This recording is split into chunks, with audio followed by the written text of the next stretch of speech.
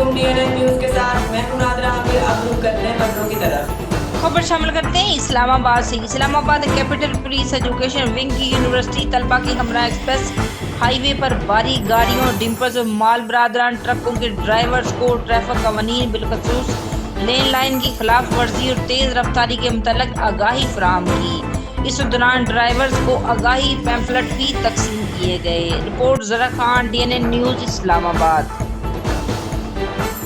खबर शामिल करते हैं इस्लामाबाद से। इस्लामाबाद कैपिटल पुलिस की जराइम पेशा अनासर के खिलाफ कार्रवाइयाँ।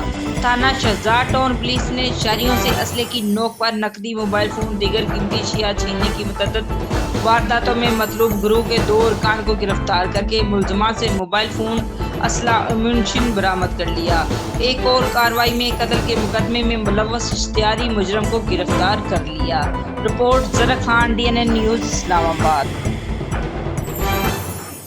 अब तक के लिए इतना ही। मजीद जानने के लिए हमारे